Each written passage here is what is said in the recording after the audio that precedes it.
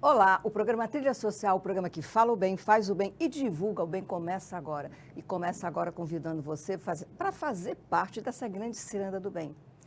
Procure na sua rua, na sua família, no seu município, no seu estado, algum lugar para você se engajar e fazer a sua parte. Afinal de contas, todos fazemos parte do mesmo planeta e nós precisamos de nos ajudar.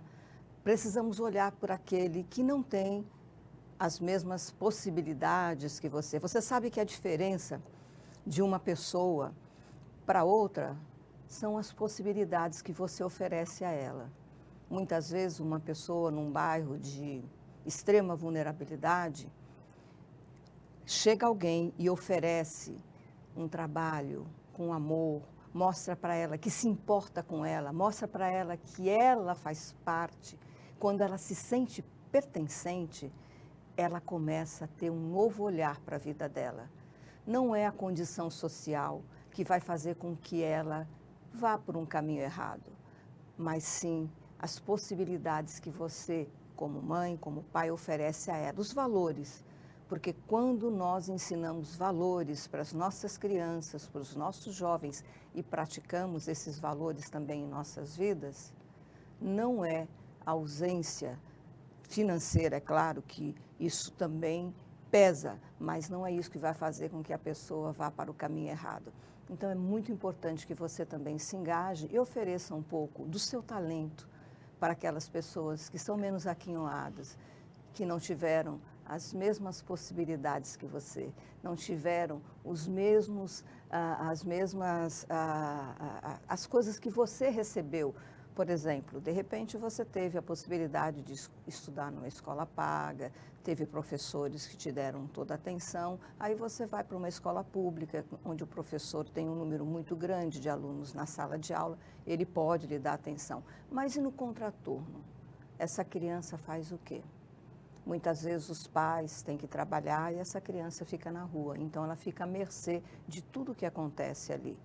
Mas isso não é algo que acontece só com a criança que está em estado de vulnerabilidade, acontece também com aquelas que também têm todas as condições, porque se ela não ocupa o tempo ocioso, né, ela não ocupa com algo útil, pode ser que ela também seja cooptada por aquelas pessoas que não têm um bom caráter.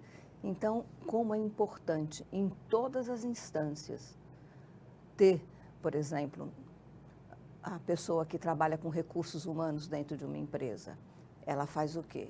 Ela vai olhar para cada pessoa que está ali naquela empresa, olhar para ela como pessoa, os seus problemas, ela tem um local onde ela pode chegar e conversar sobre as dificuldades dela, até para ela produzir mais.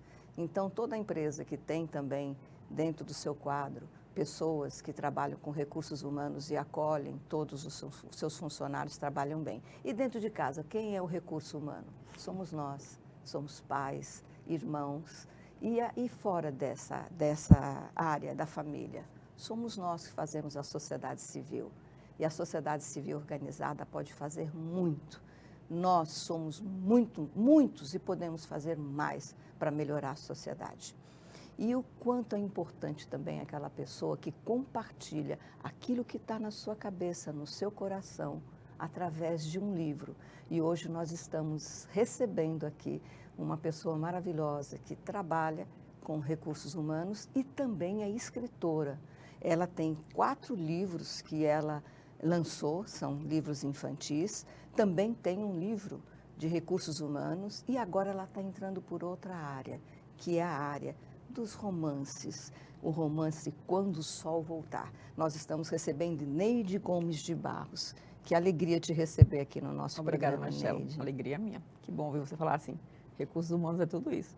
É tudo isso, tudo né? Isso. Então, contextualizando, é muito importante que as pessoas compreendam qual é o papel de cada profissão dentro de uma empresa. Muitas empresas não levam tão a sério a questão dos recursos humanos, né? Uma pessoa que acolha, o psicólogo também, que acolhe aquele ser que está ali produzindo para aquela empresa, é uma troca. Porque, assim, o que eu entendo, Neide, é que nós viemos ao mundo para servir. Sim. O empresário, ele tem aquele ímpeto de querer ter a sua empresa, tem aquela e é uma responsabilidade muito grande, né? E tem um custo muito grande também, não só um custo financeiro, mas também uma dedicação muito grande, e até ele precisa também dos recursos humanos, né? E o funcionário serve a ele. Então, não tem como uma coisa viver sem outra. Me fale um pouco dessa sua experiência. Pronto, eu fiz serviço social na Universidade Federal de Alagoas. Eu tinha certeza que eu queria ser professora, já estava definido. Eu faria mestrado em Recife, já tinha elaborado meu projeto. Alguém da sua família já fazia isso? Não. Então, em setembro, eu já estava terminando o curso e a prova em Recife já estava tudo programado, era isso que eu queria fazer, eu queria ensinar na universidade, tudo certo. Quando foi em novembro, eu conheci um consultor da CAB Consultores, que hoje é a minha empresa, da minha sócia, e aí eu mudei o plano. Eu deixei a história de ser professora, de fazer mestrado, e fui trabalhar na consultoria. E lá eu conheci a área de recursos humanos e me encantei. O mais interessante foi que eu comecei a fazer um trabalho direcionado à construção civil. Como consultora, e na CAB Consultores, a gente tem um leque de segmentos, hoteleiro, construção civil. Mas aí eu fui no canteiro de obras, isso há muitos anos, né, 20 anos atrás. Primeira vez, depois que eu tinha terminado a universidade, quando eu vi um canteiro de obra, eu vi toda aquela condição de segurança, condição de desorganização. Quem conhece um canteiro de obra sabe do que eu estou falando. Então, eu achei o cenário assim, muito caótico, muito difícil e com muitas possibilidades e oportunidades de melhorias. Voltei para o escritório e disse, é aqui que eu quero trabalhar. Eu quero fazer um trabalho na construção civil. E comecei. Então, comecei a trabalhar tanto a questão do empresariado, né, porque era uma coisa nova. Eu chegar e dizer, vamos transformar esse ambiente de trabalho, vamos humanizar. Né, precisa que isso mude, precisa que a gente veja os trabalhadores, os colaboradores da construção diferente. E também a questão não é só ver o funcionário, o empresário também tem que passar por esse trabalho. Sim, porque também parecia que eu estava querendo fazer algo, digamos, impossível na época. E aí o trabalho era com a diretoria, porque a cultura começou a se construir com a diretoria, com os gestores e com os colaboradores. E a ideia era transformar a filosofia de trabalho. Então, canteiro organizado, canteiro seguro, educação. Fizemos parcerias com o SESI, com a Secretaria da Educação, para levar a alfabetização para o canteiro de obra, porque na ocasião eu fiz uma pesquisa e o que me chamou a atenção é que nesse canteiro tinha 67% dos colaboradores que estavam ali, não esqueça esse número, eram analfabetos. Então, nós começamos esse trabalho de educação. Perigoso isso, perigoso. Né? E eu também olhava sempre os dados, os indicadores. Até hoje, o indicador de acidente da construção civil é muito alto. E, inclusive porque, mesmo que esteja ali marcado, né, que ali é perigoso, ele não sabe ler. Não sabia ler, né, porque hoje já mudou bastante, mas não é o universo total da construção civil. Então, ele tinha o risco do soterramento, o risco de queda de altura, o risco elétrico. Então, são os 3 indicadores que mais matam na construção civil e também que mais causa acidente. Então, à medida que a gente ia organizando o canteiro, à medida que chamava, convidava eles a participarem, porque era um trabalho de fazer pensar, quando eles começaram a estudar, quando a gente começou a fazer as palestras, o trabalho de conscientização, quando a gente começou a entregar um canteiro de obra mais humanizado, mais limpo, mais seguro, o cenário foi mudando. E nessa profissão, na construção civil, eu tenho clientes que já duram mais de 20 anos, então que foi muita sorte, porque o empresário acreditou na ideia, né? Maceió tem uma construção civil bem interessante, os canteiros de obra são diferenciados. Então, nós tivemos sorte de ter esse leque de clientes que temos aqui desde a época, né? Vamos mais para a CAB, vai fazer 28 anos já. Então, há um trabalho contínuo, que isso me dá possibilidade de apresentar, de defender, de falar que isso dá resultado. Porque colaboradores assistidos, treinados, motivados, produzem mais. E produzem com mais segurança e com mais satisfação. E isso é menos custo para a empresa. Com certeza. Porque muitas vezes o empresário, ele não quer investir em ter um setor de recursos humanos que acha que é custo. Ele não entende, muitos não entendem que é investimento. Investimento, porque habituou-se a ter o departamento pessoal, que faz a folha, paga os encargos e pronto. Mas recursos humanos é mais. Tem vários processos. Você vai trabalhar a capacitação, as habilidades, as competências daquelas pessoas para que elas possam ser melhor no que elas fazem. Então, casar o propósito da empresa com o propósito profissional é o sonho de toda empresa. Então, vem se quebrando esse paradigma tanto da mão de obra quanto do empresário. É uma mudança que eu venho assistindo e assistindo de maneira contínua nesse setor. Por que eu falo tanto desse setor? Eu também faço hotelaria, mas eu falo desse setor pela carência, pelas dificuldades, pelas limitações, pelo histórico de vida desse homem, socialmente e culturalmente, trabalhador da construção civil, por muitos anos, era necessário que ele só tivesse força. E não é só isso. Exatamente. Ele precisa pensar. Ele precisa pensar. E veja bem, ele constrói um bem maior. Né? É o sonho da casa própria. Não só a casa própria, com segurança, porque quando você diz, né, porque eu me lembro, assim, alguns casos de pessoas me contando sobre a construção e de repente o pedreiro dando um palpite de alguma coisa, fala assim, você não é pago para pensar. Não é.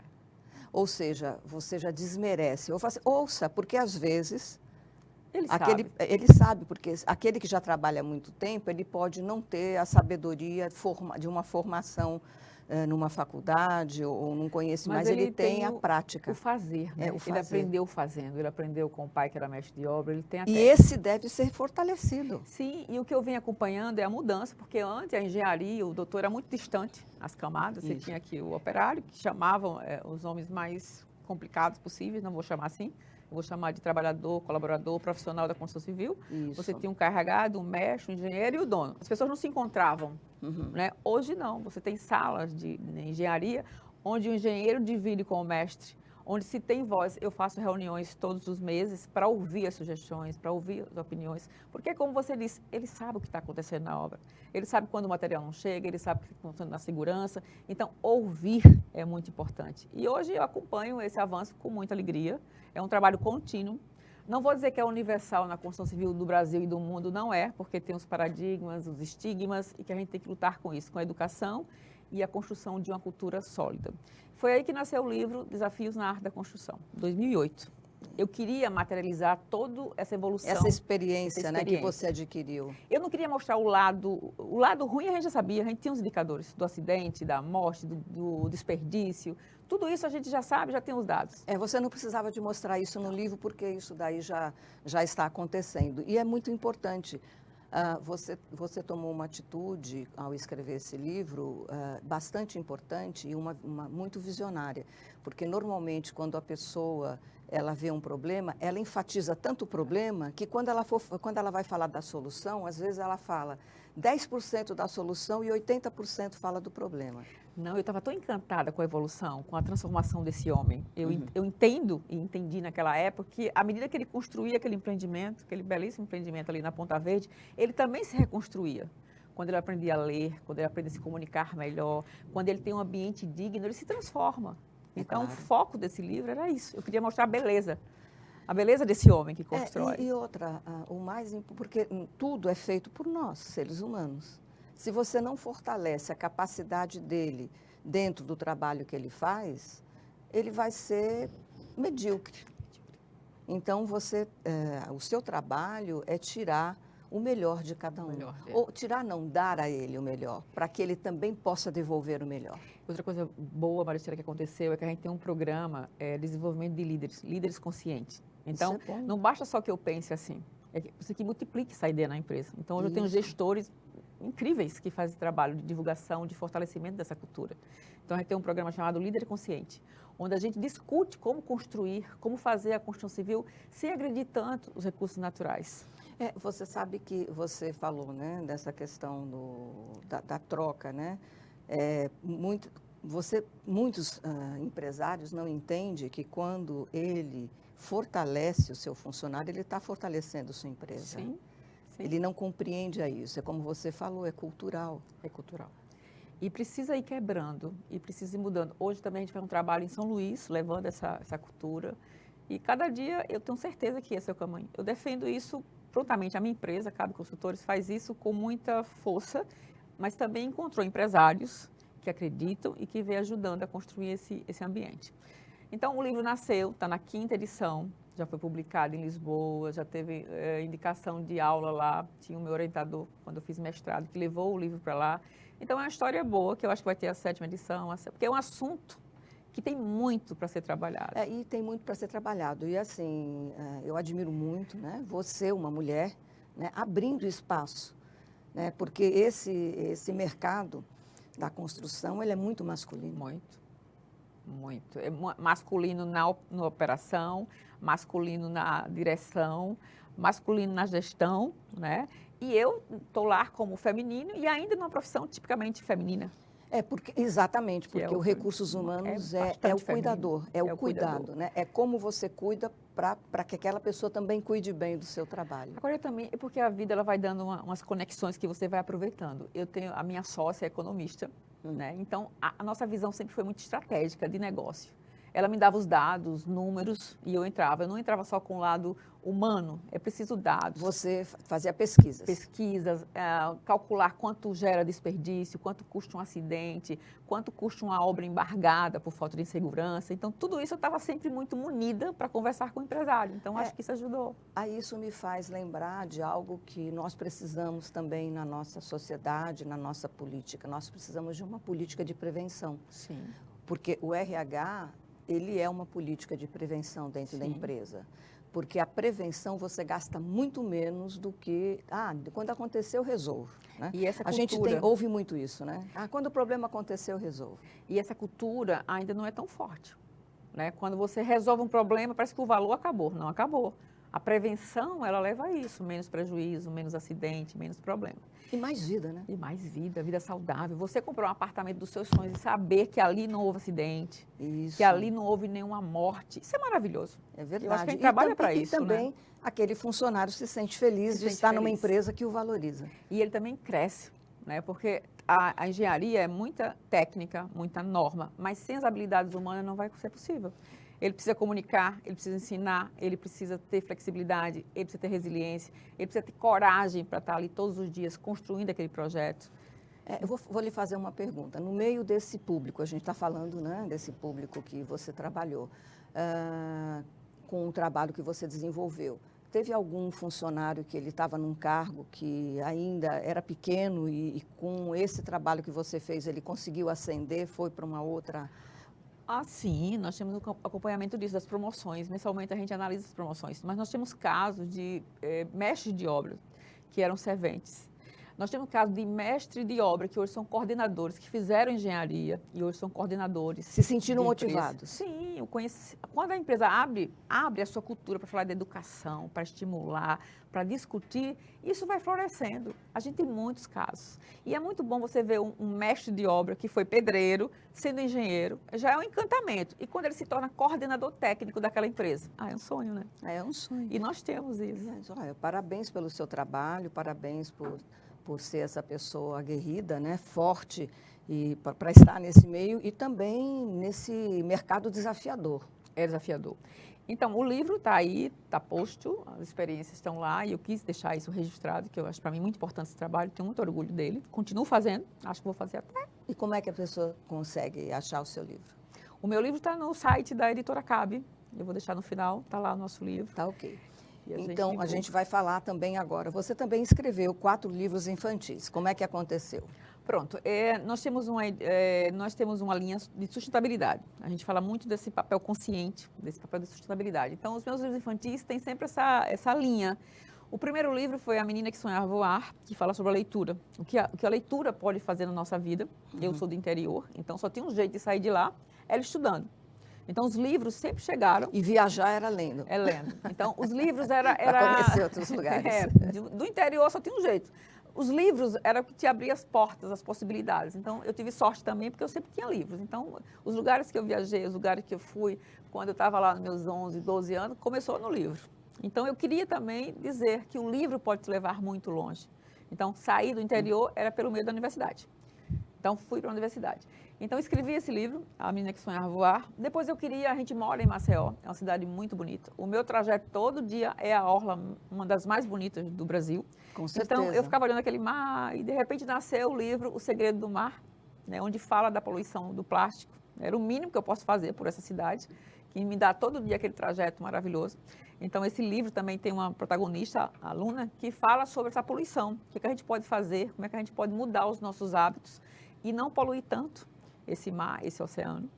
Depois veio sobre o bullying, que é o segredo da coruja, porque eu trabalho muito comportamento, eu trabalho muito os relacionamentos, então é muito importante que a gente tenha empatia, que a gente olhe o outro com cuidado, e isso tem que começar desde a infância. Então, o Segredo da Coruja é isso. O respeito, né? O respeito, respeitar o diferente. Então, esse livro trata disso. E o ano passado eu lancei Uma Vez um Rio, que o rio é o protagonista. E o rio conta a sua jornada agonizante, né? Aquele rio maravilhoso da minha infância, que era o rio de tomar banho, o rio de pescar, o rio que era Hoje já não tem bem peixe, majestoso na cidade, e aí começa a chegar o progresso e começa a destruir esse rio. E ele tem um sonho de chegar no mar. Só que chegou tanto entulho na que ele sua não encosta que ele não conseguia lá. E aí a história vai desenrolando assim, não vou dar mais spoiler. É claro, Então né? esse livro, Era Uma Vez um Rio, para mim foi um presente, porque é uma história que eu gosto muito de contar e eu acho que é muito necessária na atualidade. A gente precisa rever a natureza, tá aí os exemplos. E quando a gente escreve, eu acho que a gente dá uma contribuição Com certeza. de refletir sobre isso. Os livros são bem ilustrados. Esse Era Uma Vez um Rio é um ilustrador alagoano, Pedro Lucena, que tem um trabalho maravilhoso também.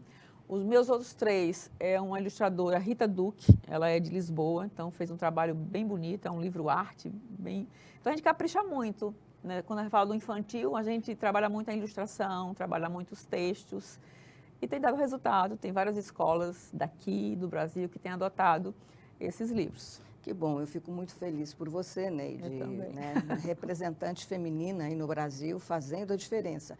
E me fala desse Quando o Sol Voltar, é o seu primeiro romance. Pronto. Como é que esse romance nasceu? Nasceu. Eu te falei que eu nasci em todos desses cursos tipicamente feminino. Eu vim do serviço social, depois eu fui para recursos humanos, depois eu fiz mestrado em gestão empresarial, que é mais ou menos, mas eu sempre estive no universo masculino.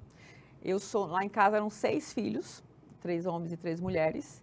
Esse livro eu dedico ao meu pai, porque ele criou as 3 filhas dele diferente para a época. Ele fazia coisas que hoje, eu acho, poxa, ele tinha uma visão. Ele era visionário. Ele nos preparava, eu aprendi a montar... Ele estava na vanguarda. Estava. Eu aprendi a montar cavalo com ele. Eu aprendi tanta coisa, assim, que na ocasião não Pode era para uma colocar. menina. Vai mostrar a capa do seu livro agora para você, para a gente ver. Olha, Quando o Sol Voltar. E aí, o seu pai... Então, o meu pai tinha essa visão de preparar as meninas. Eu acho que ele já sabia que a gente ia passar por algumas dificuldades. Ele faleceu e houve toda uma história aí. E a gente estava ali forte, resiliente, né? Então, a gente montou uma consultoria, que já vai fazer 30 anos. Eu e minha irmã, que é economista também, e advogada. E depois a gente partiu para essa linha. E eu queria, mais uma vez, contar a história de uma mulher, Laura, de uma mulher que vai em busca de seus sonhos, que tem força, coragem de lutar pela sua liberdade financeira e emocional. No meio do caminho tem todas as dificuldades, porque o emocional conta muito, emocional, né? Conta Principalmente no universo feminino. Sim, as perdas que ela teve, as dificuldades financeiras, os relacionamentos, até chegar na carreira, na profissão dela, e ela batalhar por isso, e ela conseguir criar uma marca sendo mulher, né, sendo respeitada, ter autonomia e não ter medo de ser quem é. É a sua história? Não, eu empresto algumas coisas. Engraçado que ontem uma leitora no Instagram perguntou, posso lhe fazer uma pergunta indiscreta? Eu digo, pode. Eu estou lendo o seu livro, estou gostando. É a sua história? Eu disse, olha, sempre tem alguma coisa, não tem como negar, porque a gente vai... Mas é a nossa história. É a história da mulher na sociedade. Da mulher que luta, a gente vê tanta história. Hoje, acho que evoluiu, mas tem muito também para ser conquistado. Mas acho que principalmente a mulher conquistar a sua liberdade. E a questão da superação. Da superação. Olhar para... Porque, assim, diante de um problema, você pode estagnar. Você pode parar, se paralisar. Acontece com muitas mulheres e com muitos homens também. Ou você olha para aquilo como uma lição de vida e supera. Vamos para frente. Olha, o que eu posso aprender com isso? O que eu posso levar dessa lição, né? E você falou uma coisa interessante, que às vezes a gente vê o problema e fica focando só no problema. Eu aprendi a focar na oportunidade. Sim. Quando eu olhei para a construção civil, eu vi uma oportunidade. Quando eu olhei para essa história, eu acho que as mulheres, as meninas, que ela começa desde a universidade até a vida adulta. Eu acho que as meninas precisam acreditar no potencial delas. É possível ter liberdade, ser o quem é, sonhar, viajar, construir uma carreira. Construir uma carreira no universo masculino. Né? E consegui, e quis sempre, sou mãe, tenho 2 filhos maravilhosos, casei, tenho a empresa que vai muito bem nesses anos todos, viajo, produzo, me respeito e consegui. Mas você se respeitou. Me respeitei. Me ouvi, me acolhi. Quando não sabia, fui pesquisar, fui aprender. Tem as nossas vulnerabilidades e a gente tem que trabalhar. Nada aconteceu sem esforço. Não, muito esforço. Muito esforço. Todo dia muito esforço, todo dia muita dedicação.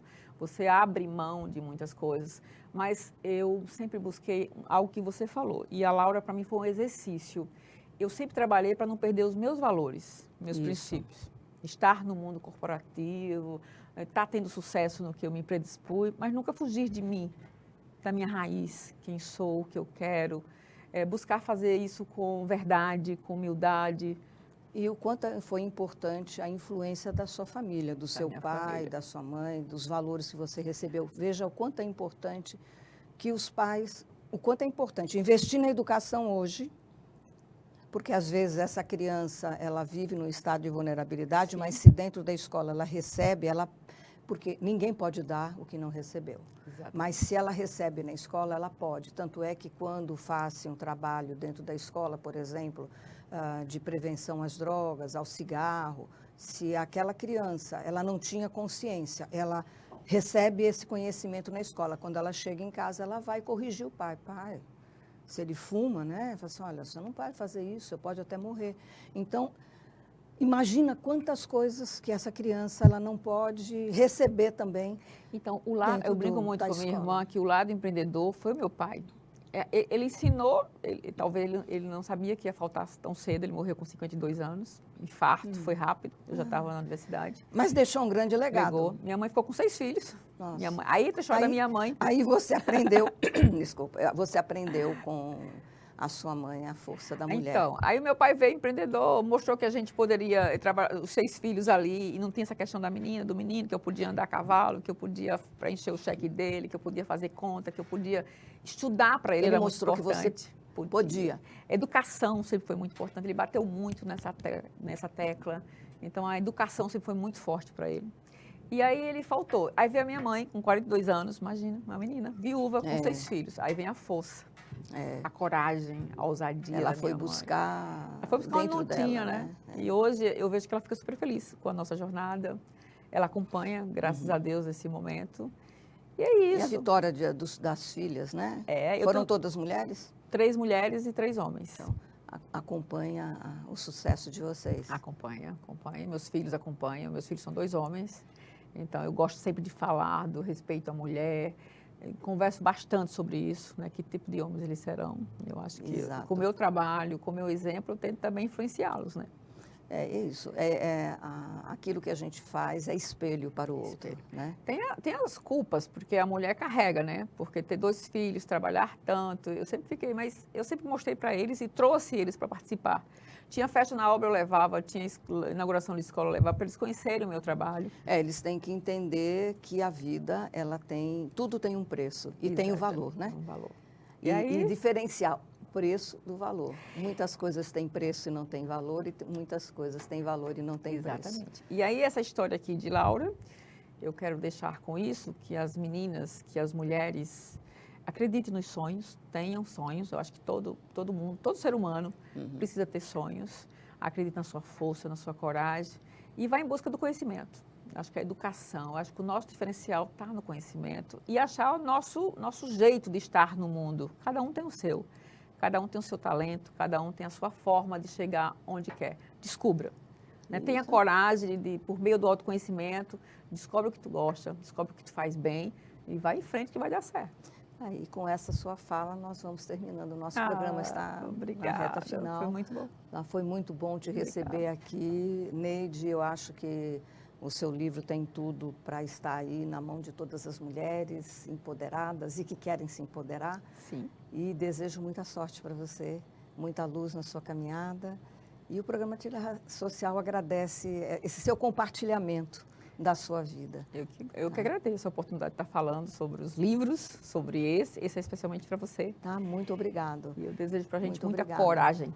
Tá? Coragem. Coragem de se expor, coragem de se impor também, com a sua verdade, com o seu valor.